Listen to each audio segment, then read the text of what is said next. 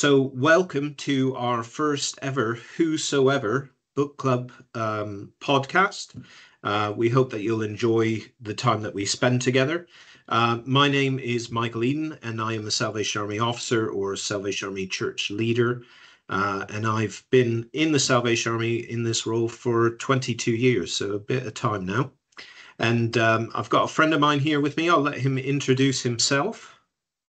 I am Tim Swansbury, and I'm also a Salvation Army officer for 12 years. And with my wife, we are the Salvation Army officers in Rotherham. Excellent.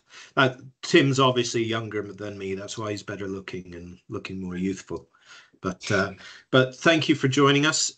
In our Whosoever podcast, we intend to look at various books that are written from different spectrums and just discuss some of the ideas. Both Tim and I will be up front. We're both Bible-believing Salvation Army officers and dedicated Christians. So we believe in the truth of the Bible and what it has to say, and that we're called to live our lives by it. So just up front, so you know where we're coming from before we get too far into it. So today we're going to be discussing a book entitled Post-Christian, and it's by the author Eugene. There we go. We've even got a picture there. It's by the author Gene Edward Veiths, and he is actually an American author. He's a professor of literature of emeritus at the Patrick Henry College, and he's got a PhD in English from the University of Kansas. He's written all sorts of books, not just theological books, and so he comes with a wide range of knowledge. He spent a lot of time looking at culture, how cultures formed, as well as looking at cultures from around the world. So he really comes with a breadth of knowledge. At one point, he did serve as the culture editor of the World magazine. So he's coming with a lot of breadth of knowledge. So we're going to start off. I'm just gonna simply ask Tim, what were the themes that you picked up from this book? I love this book. Some great themes. This is things that I'm thinking about all the time, and so it really was great to read this book to help me in my thinking and agree with loads of things and some brilliant themes, really important themes. The first one I got down is this idea of the tail wagging the dog, and so the church allowing the culture to dictate, and that is for me a really important thing, and that's obviously a bad thing. That's what I think. The tail should not wag the dog. And then, where has this post-Christian world in the West come from?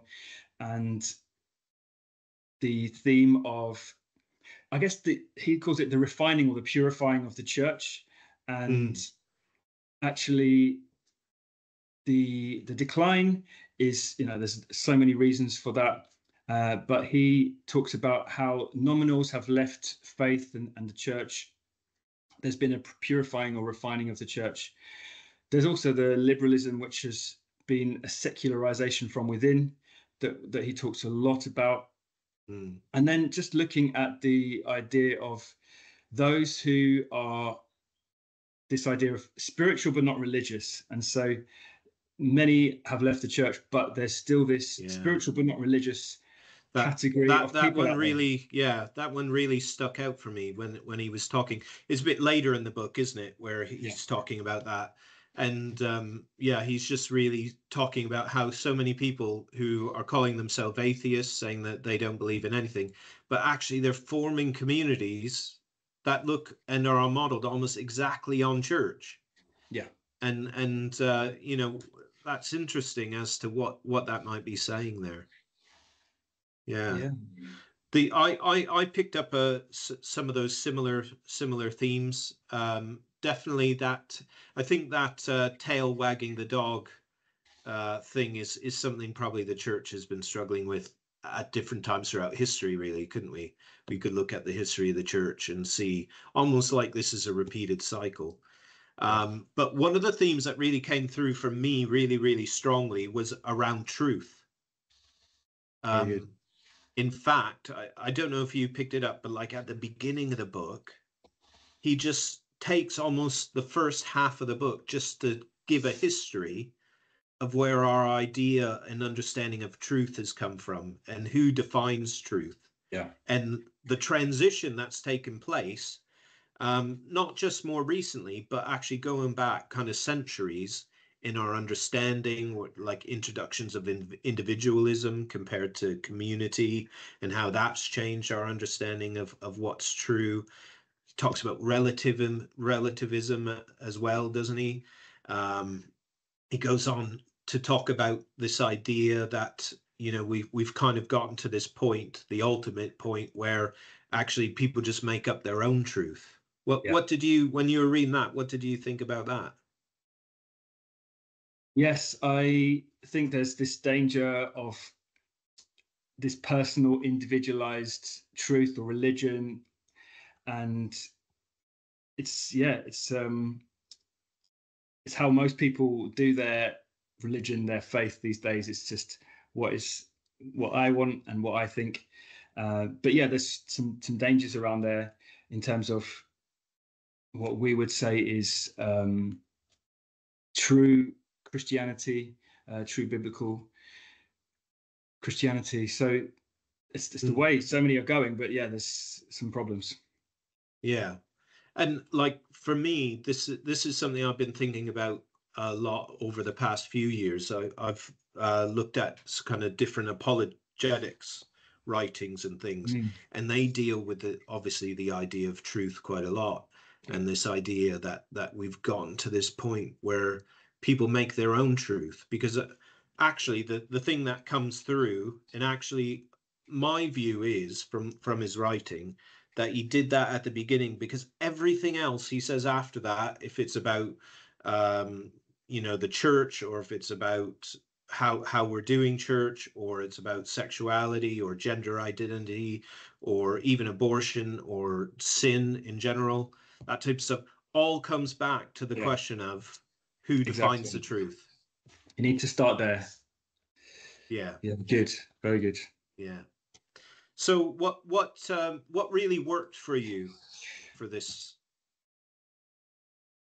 He gives a lot of encouragement to Christians. You know, we're seeing the decline of this post-Christian society that we're in, and there's a lot of bad news, but he does give some encouragement, and I liked those parts. And he's saying that there is hope, and that where people are looking for answers, looking for truth, there's great opportunities there for the church. The secularists are not closed to spiritual realities was a line that I wrote down. He gives a lot of hope, so that's really good. He really bigs up the church, and that for me is really good, because I love the church. I think the church is the hope for the world, with Jesus at the center of it. So speaking about how the church can answer so many questions. People are lost and lonely and very individualized, but the church is this amazing community like you find nowhere else really in society, where you see all peoples, all ages gathering together. And he says so many good things about the church, and how actually it's the answer to some of the issues, the problems that we see. Yeah, he says, doesn't he, at one point in the book, because he kind of paints this picture. He goes through all these different things that are really hot issues in society at the moment, and he talks about them. And as you said, you know, it can leave you feeling you almost have to wait to the end to start to get some of the encouragement. But he says at one point, this has happened before. Yeah. This kind of, where secularism or the culture doesn't match the faith. This has happened before, but the church is still here. Yeah. And the church is still going to be here. Yeah. I've got a good quote on the church. Can I read it? Yeah, go ahead. This is page 240. The well-attested benefits of religion on physical and mental health to the social dimensions of religion. Involvement in the church gives you social interactions, close friendships, a support network, shared adversity, and a connectedness with other people. These cannot be found in social media, nor are inferior mindfulness exercises or organizing your day around a horoscope any kind of substitute for a religious community.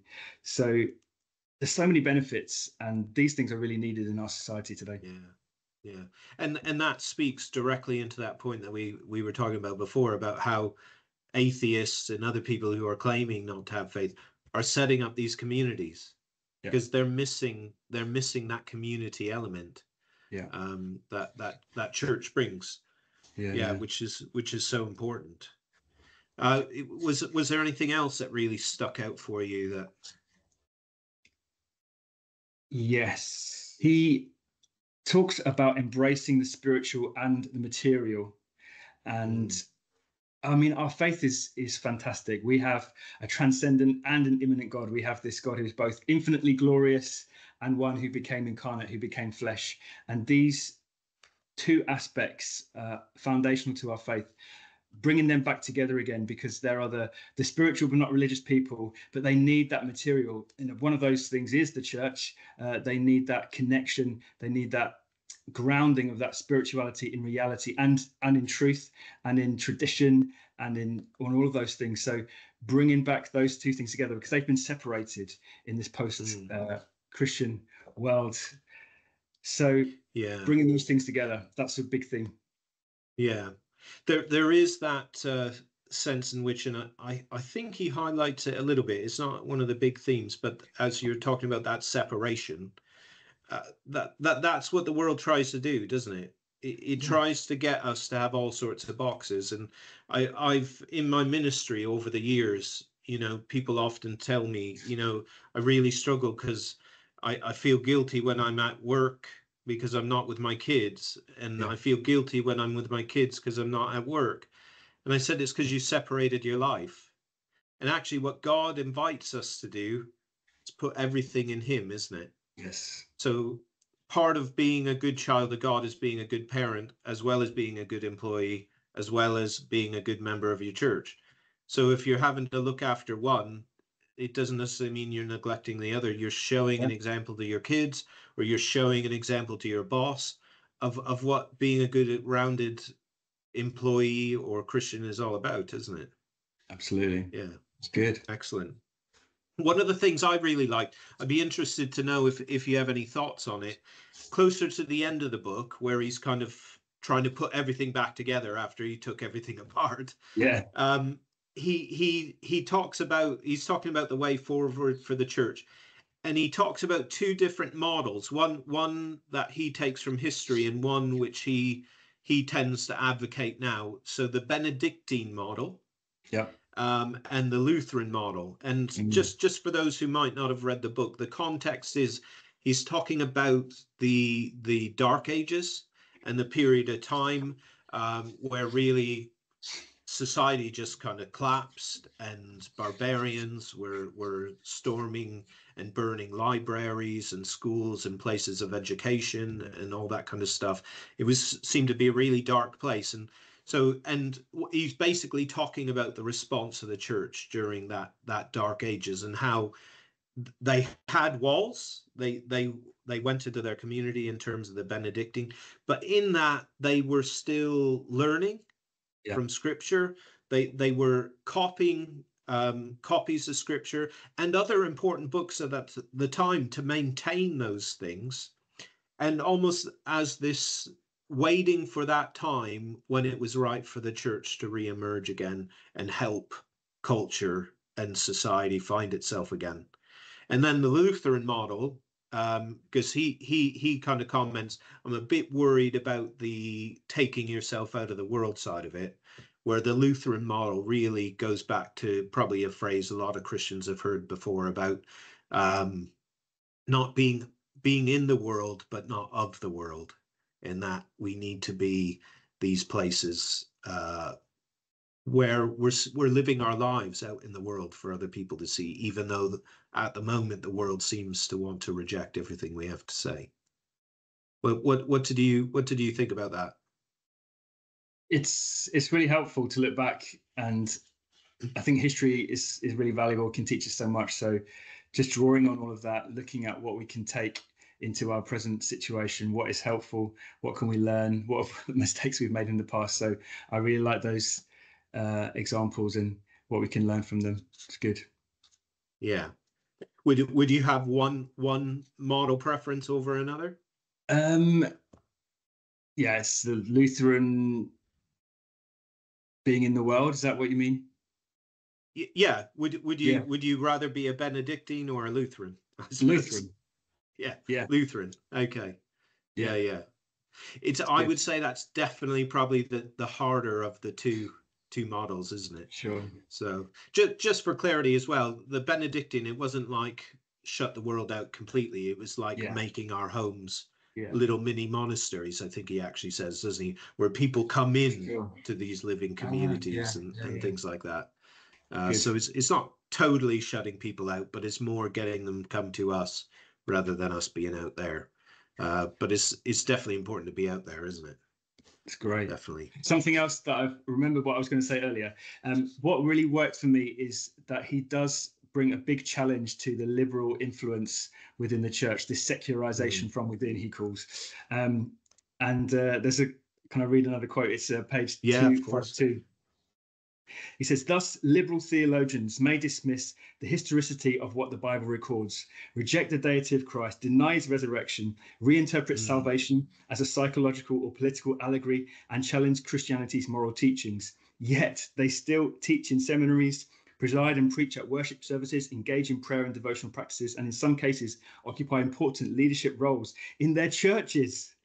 Many theological liberals, or just liberal Christians generally, have beliefs not all that different from the members of an atheist church. Do you reject the existence of God except as a metaphor? Do you deny the authority and truth claims of the Bible? Do you believe traditional Christianity is outdated and oppressive? You might be an atheist, or you might be a mainline Protestant. Really, really strong challenge to the liberal influence, and that for me is a really important part of this book. Yeah, and I think he went on when he was talking about that and saying, well, why don't they leave? But kind of saying, well, it's their job. Yes. They don't leave because it's their job. Yeah. And I'm sure in your time of ministry, definitely within my time of ministry, there's been definitely times when I've wanted to leave. It's not that I've lost my faith, but it's just really tough.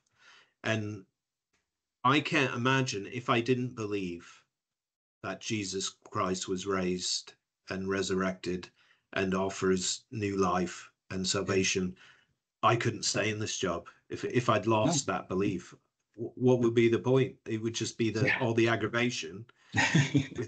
You know what I mean? But none of the glory at the end.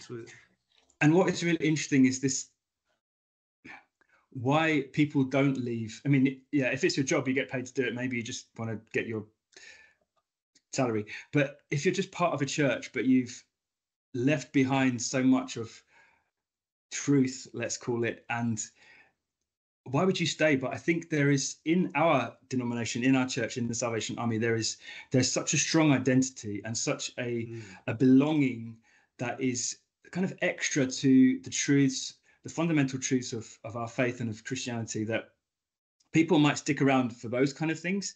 And yes, the benefits of church, we've talked about those, the community and the family, all of the benefits, it's great.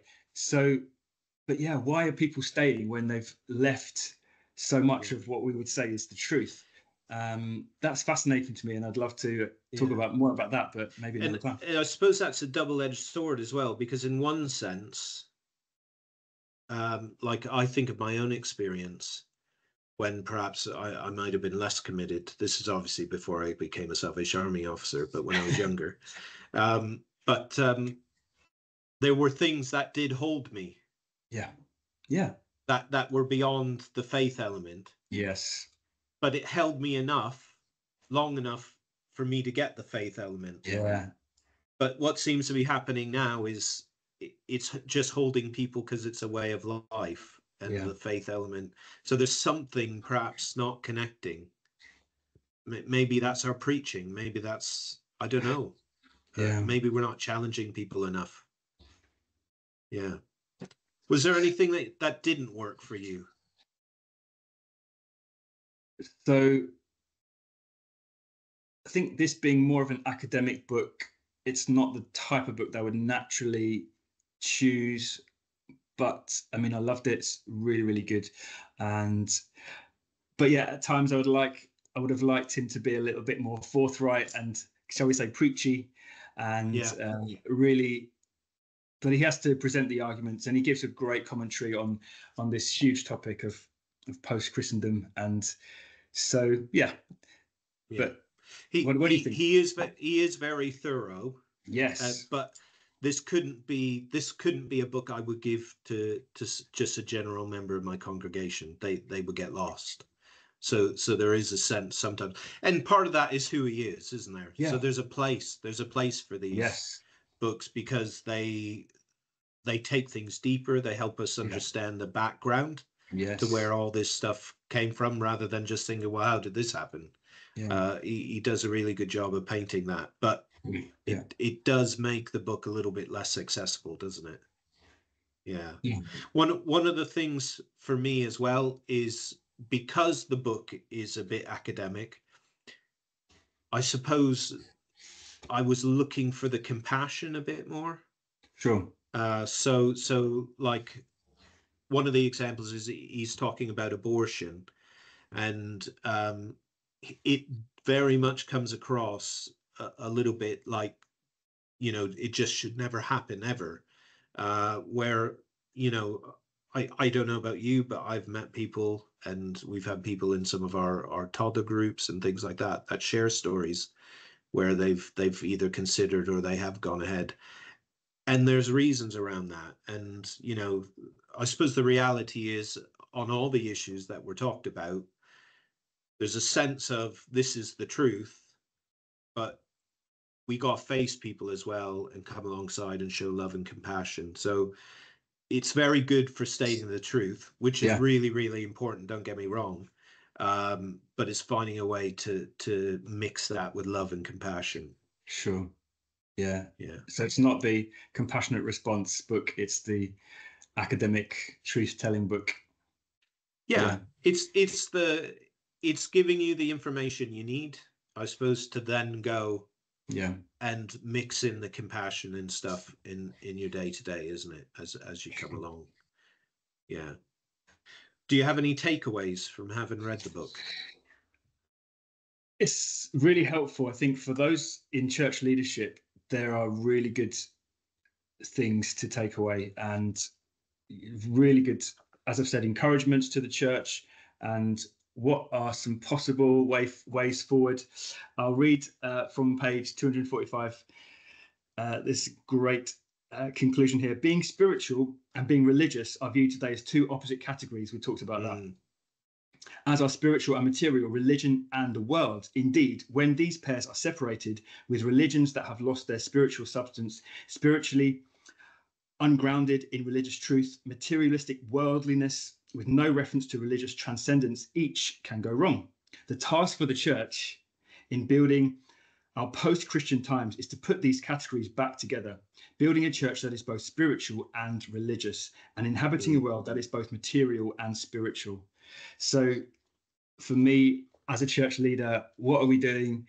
And you can get so bogged down with the day-to-day things, but what is the big picture? What does the world out there, outside my church, outside our church, what kind of church do they need? What church are we building and creating that is going to serve the people who are not yet part of the church? That is a passion for me, and to help people to connect, not just to be doing our own weird little thing that we like and that works for us, but what is the church that the people of this day and age need? So that's my takeaway.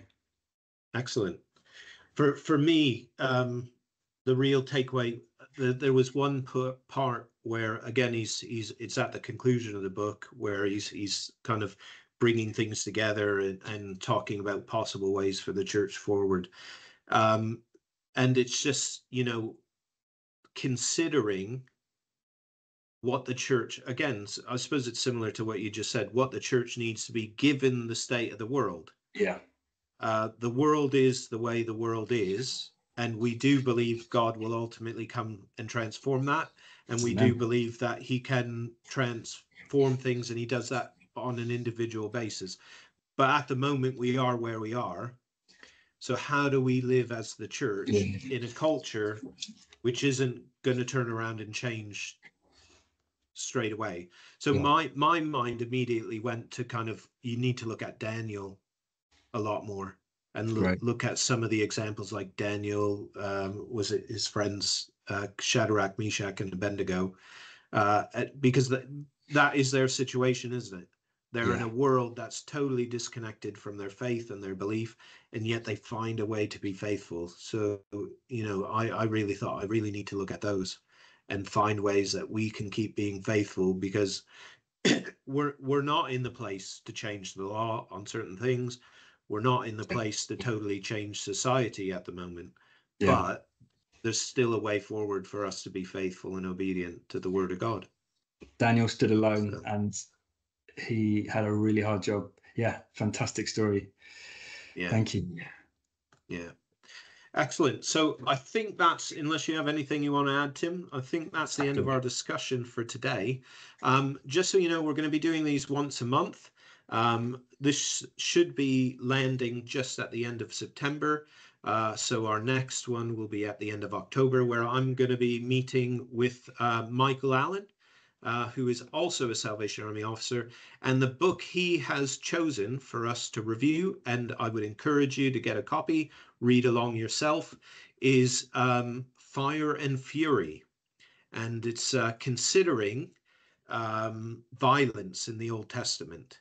And it's kind of looking at a reimagining of some of the things, because often people look at the Old Testament and say, I find that really hard to understand why God would do that or allow that to happen. And it takes that apart. It looks at that.